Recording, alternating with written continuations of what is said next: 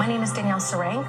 I am Swampy Cree with ancestry of York Factory, Manitoba, and I am now known as the Squamish Medium. I personally asked the spirit world to put me to work. These are two happy spirits. I talk to spirit, I say, guide me through this experience. Every medium works a little bit differently. I personally love working through my clairsentience, which simply means clear feeling. It feels sudden to me. And so we then become a channel for the loved ones in spirit who have transitioned before us for the living here. Is Raven significant to you? It's a stupid nickname that I was given when I was really young. Okay. Yeah, because I talked a lot. Okay. She didn't know she was going to go. She says, I would have given you a warning if I knew. There's no cure for grief. We just make space for more life. My role as a medium is to help reconcile what wasn't said. I just want to tell him that I'm sorry. Because hearts are on the line with me, and I take that responsibility very seriously. Your mom comes through with a peacock, of all things. That totally makes sense. She had a pet peacock. What? Grief and joy, love and despair, and we're here for it all. I love spirit. Thank you so much. You can turn your experiences into medicine. I am the Squamish Medium. Welcome back to Spirit School. I am Danielle Sarang, also known as the Squamish Medium, and I am your host. We are celebrating 9 years as a podcast this year, and what you just heard was the trailer for my TV show, also titled Squamish Medium, which will be airing this September on APTN, which is the Aboriginal People's Television Network in Canada. I am beyond excited to finally be able to share this news with the wider world. There's a lot I still can't share until the TV show airs, and a lot I can't share until after the last episode airs. And that has been single-handedly one of the hardest things I've had to navigate. I literally talk for a living. I podcast. I have been known as a podcaster in the mediumship space as somebody who's very vulnerable, somebody who has no problems sharing the vulnerabilities about being on the mediumship development path, the not enoughness I had to walk through, the confidence building, the self-esteem, the self-compassion, the bad readings, the good readings, the highs and the lows. I've shared it all through this nearly decade of podcasting. And I definitely share at these levels within my membership community, also known as the Spirit School Collective. And so throughout this whole process of filming this TV show, which goes back almost 3.5 years at the point of being able to announce this, it really has been only in the Spirit School Collective I've been able to talk about this. And my Facebook community, because my Facebook community found out last summer because we had to do some filming locally and we needed to find people to film with. So hasn't been a total secret. The filming took about 9 months. So of course, people around town in the Lower Mainland would have seen a lot of crew around me. And it was a really, really, really exciting time. And it really did start with the podcast. So I'm always forever grateful for this podcast. This podcast, if you go back through the years, you know that I have overcome a lot of stage fright, overcome sharing my voice, and doing that in a really slow and steady way. My career evolution has been very slow and steady. I am 13 years into my path, and the fact that this opportunity came to me was very surprising, very surprising and very humbling. So I'm honored to be able to have a TV show about mediumship, about my life as a mom, as an entrepreneur, as an Indigenous woman who is reconnecting with my culture, with my land, with my language. And this TV show really covers all of that. And I'm so excited to have something that shows the multiple sides of a medium, because we are only mediums when we're in the arena. A lot of my life I'm living as a mom, as a human. And I'm so happy that the show covers all of that. And it, of course, covers mediumship from the lens of which I only know how to share it, the vulnerable side. So the highs, the lows, the good, the bad, it shows everything. And I'm really excited for that as well. Now, going back a couple years, in 2023 was a really big year for me. So for those of you who are newer to joining me, popping back a little bit, quick little timeline. Always interested in mediumship, awakened to my mediumship capacities through the birth of my daughter when I was 31, and I had a year maternity leave, and I started meditating and attending development classes. And that really was the beginning of my mediumship development journey. I started serving my local community at my kitchen table. And I was a medium that didn't have a website or a booking link. You would have had to have heard about me to get a reading from me. And just through word of mouth and referrals, I had a really successful practice even before I had my podcast. But it was during kind of a breaking point when I was, full-time in First Nations healthcare. I was very passionate and in demand with my mediumship. I had 2 children at this time, and I ended up having my first anxiety attack at work. And I ended up being on a medical leave for about 3 months after that as a way to repair and recover. In truth, it took me years to recover from that first anxiety attack I had, which happened at a work retreat of all things. And it was actually during that time of being off work that I started to really get over the fears I had around being really public with this. Because I could tell I was still only letting like 30% of myself out there. And when you live with pieces of yourself being hidden or tucked away, you can feel incredibly disconnected with yourself. And that's what I found. I found that even though I was living authentically, I'm putting in air quotes because I'm pursuing my spirituality and I'm keeping my day job, I knew inside that I wasn't supposed to be there anymore. And so I started to kind of have, and I'm about to swear here, so I apologize for those of you who hate swearing, but I had a fuck it moment where I was like, you know what? Fuck it. If work's going to take me out, I'm going to follow my dreams. And it was during that time that I launched the Spirit School podcast. 2018 was the official release of the podcast. And funny enough, up until that time, I had been recording podcast episodes for almost a year. But as soon as I would record them, I would delete them. So this kind of fuck it moment was a moment of, I am not hiding anymore. I'm going to put myself out there. And all the episodes that I did not delete were uploaded. And those are pretty much my first 6 to 8 episodes that I had. And that was me coming out. And I was very loyal to this podcast for many years, recorded weekly. And then my community had started growing. 2020, I went full time. The pandemic happened. Everyone started learning online. My online school took off. And then in 2023, I had an opportunity to look for an office. And I ended up building a beautiful oceanfront, not state of the art, but very luxurious spiritual studio on the waterfront here in Squamish. And at that same time, I was planning my first annual retreat, which we do here in Western Canada at Loon Lake Resort. So in 2023 alone, I was building and opening up my physical school. I was maintaining what I had built in the online space, and I was hosting my first retreat that was filled and sold out with collective members, people in my membership. So very exciting times in 2023. And it wasn't until I got back from the retreat that I got the keys to my physical school, and I kind of hit a burnout. It was like all this buildup between 2020 and 2023 kind of hit an apex, and I got the keys to my school and I completely crashed. Not anxiety, but just like tired.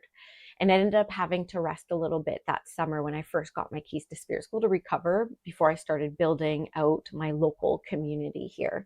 That will be another podcast, how that ended up another time. Possibly even a new podcast would be needed for the adventure that was that HQ school. Not going to share any more around that here right now.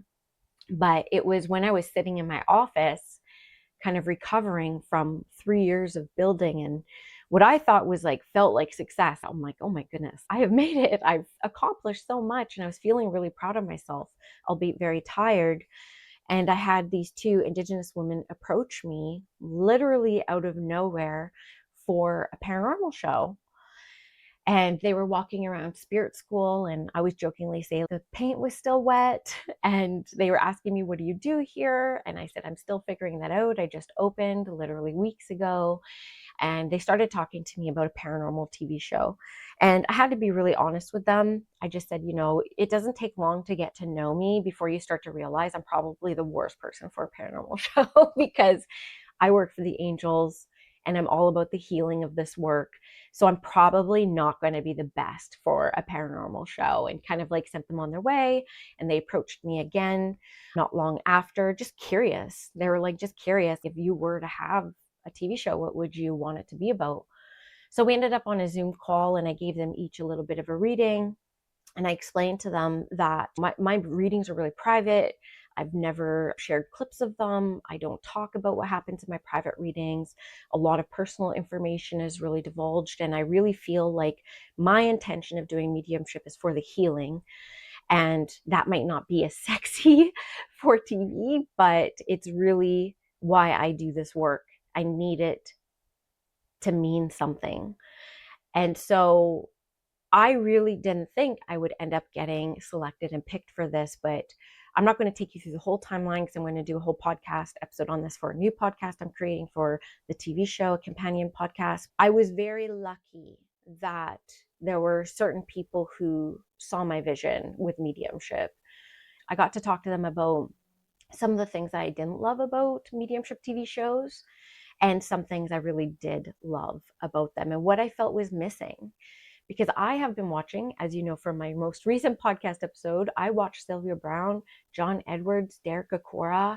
Like, I watched mediums on TV my entire life. And when I first became a medium, the way that it was presented on TV, I did not think I was a medium. I was like, there's no way Spirit's going to talk to me like that. And I always felt like there would be strikes of lightning coming down. I mean, Derek Acora was so dramatic. He would be like, get off of me, take that off of me. And when I had my first mediumship experience and how subtle it was, like, you would have missed it. And in fact, when I understood what spirit communication was, and I started realizing, like, wow, I feel like they have been communicating with me my entire life, I started to realize how subtle it was. And I felt like maybe if more people saw mediumship in its more natural form, maybe more people would realize that they could too be a voice on behalf of the spirit world. Because I believe it's a communication art form. The art form is essentially like engaging with the world of energy, and how we express that is our art form. How we express the impressions that we get. Of course, we will sometimes get direct sentences, direct phrases, direct words that we pass on. But a lot of the time, spirit is coming near and impressing upon us emotions and memories and sounds and senses and scents and tastes. And it's our art form that expresses it in a way that really matches our intention of this work. Can you bring through the most healing information today? Can you bring through messages that bring the deepest amount of reconciliation here today? That's my intention. So the words that come out of me match that. And so I was really happy to find a production company, or I guess they should say they found me, that really saw that vision, that were interested in the healing that mediumship could offer. And they were interested in my life as well, which I felt like I lived a boring life, but I guess I don't. And my kids will be in it, my dad will be in it, my dog will be in it. But the journey of filming was the best experience of my life, and one that I genuinely did not think I would enjoy as much as I did. I was really worried about my energy. I'm not going to share what I went through last year during the filming, before and after. I went through a lot. And I knew, and I know, that energetic capacity has so much to do with your output of mediumship. So I knew I had to create a lifestyle during my filming that would give me all my capacity I needed to, one, show up in front of cameras for the first time, two, do mediumship in front of people for the first time, even though I've been doing it for 13 years, never for public consumption. And then three, adventure into the deep unknown. You know, when I would do the filming, I didn't know where I was going until either the night before or morning of. I would get an address and a call time. Everything was really top secret. So I had to get really comfortable with the unknown and leaning into the unknown. And that was one of the most exciting things for a controlling Virgo, to like really have no control. It was actually a really fun adventure. And I'm glad I took the time off I did to really enjoy the filming experience, because one of the most healing things for me that was very surprising was what it would be like to be surrounded full time with other entrepreneurs, other passionate people, and other creatives. Now, typically I'm in a dynamic of supporting others because I am either in a dynamic of providing a reading or mentorship or teaching a class or holding space for my kids, maintaining the marriage, maintaining the relationships. And this dynamic was new to me, where I was kind of at the center and all these people wanted me to do well and succeed genuinely. And they were really into what I did, and they learned to really like me. Like, you become like a bit of a family. And I found myself at about the halfway point of filming, which is exactly now. We filmed last year, and I could feel my brain rewiring. I could feel my nervous system calming. And I remember stopping for a moment and really tuning into it and just simply saying, like, I could feel myself healing. I could feel the healing. Like, I was regulating with these people. I was co-regulating with them. And that to me was the best part, were the people I met, the crew, the producers, directors, editors, the creatives, and they're all entrepreneurs, which is so fascinating. It was a lot of fun. It was easier than I thought it was going to be. It was at a point where I was like, I could totally do this. Like, this is quite the lifestyle. I loved it, every moment of it. So I hope that when you get to watch the show this fall, you feel that love, you feel that excitement, you feel that newness, because it was an adventure. And, you know, one of my prayers in life, because my passion is to live a life well lived, so I'm not afraid of taking chances and risks. But my prayer is always, thank you for giving me the courage to say yes to the opportunities that come my way. And this was an opportunity. When they first approached me, I came home to my husband, and I've had this opportunity come up a few times in the past, and it never really worked out. And I remember going home that day after that first conversation, and I said to my husband, I think this is going to happen. And that was 3 years ago. And yeah, we filmed a sizzle reel, which I kept calling a pilot, but a sizzle reel and a pilot are two different things, and didn't hear anything for an entire year. But it was always in the back of my awareness. I always kind of had this knowing, like, whatever you're kind of navigating and working through, you're probably building up some sort of preparedness for this experience. And I had 6 months between when I got greenlit, as they say, to when we started filming. And a lot happened in those 6 months. A lot happened. And the filming and the adventure of filming the show, it couldn't have come at a better time. It could not have come at a better time for my spirit, let me tell you. And it was a joy to get to serve these humans with a deep need. I cannot wait to share these experiences. So for those of you who want to know, it will be on Canada on APTN. We'll be doing watch parties in the membership on Mondays. I don't know if it's going to be on America, but we will have webisodes as well. So not only will there be episodes aired on national TV, but we will also have webisodes on the website that you'll be able to watch as well. So you'll be able to see things no matter what. I'm going to post the trailer again here at the end, and in the show notes below, you can follow the TV channel page. They set up an Instagram account to share clips and previews. It's called Squamish Medium TV on Instagram, and I'll keep you posted on all the fun things around this. There's a lot coming around it. I'm going to do episodic breakdowns, stories behind the scenes. Every outfit has a story. It's kind of crazy. I have millions of stories. And in truth, this has been one of the reasons, just one of them, why I haven't been able to be as consistent in this podcast for the past 3 years. You can go back to my cadence with this podcast, and I've always been very active in here. And you'll notice in 2023, things really started to become a little bit more consistent. One of those reasons is because I haven't been able to talk about this. I'm an unfiltered human, and that gets me in a lot of trouble sometimes. And so this announcement just came out last Wednesday. So I finally feel like I can show up and not have to hold back and not have to not say certain things, even though I can't talk about storylines and all those fun things yet. They are coming, even just to be able to come on here and say, I have a TV show, and this is what's been going on the past 3 years. And it has been consuming in mind, body, spirit, and it has been exciting, and it has been hard, and it has had highs and lows and disappointments and excitements and all of it. And I'm not used to not sharing everything with you. So that has been one of the reasons why I haven't been able to be as consistent with this podcast the past few years. And another reason was just where I was in the building of my physical school, thinking and assuming that it was just going to be a natural extension of my online business. And it wasn't at all. It was a completely new, different business. And that almost killed me. So we will save that little ditty and that little story. But I was going through a lot, holding a lot, navigating a lot. But this show has been a real bright star in a lot of shadow. And I'm proud of what we created. I'm proud of how we represented mediumship as a practice, as a discipline, as a spiritual offering. I'm proud of the communities we were able to visit. I'm proud of everyone who participated in the show. I'm proud of the friends that I met. I'm proud of it all. So I cannot wait to share it with you September 14th, which is a Monday, 7:30 p.m. Pacific time. I'll keep you posted on all of that. But yeah, what a time to be alive. Thank you for those of you who have been with me from the beginning. I mean, you guys have really seen me come up. So to you, this has not been overnight. For some of you just kind of finding me, you have a lot to catch up on.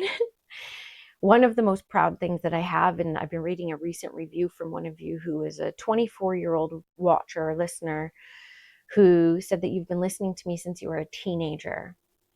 And it made me cry reading that Spotify comment, because it made me feel like we grew up with each other.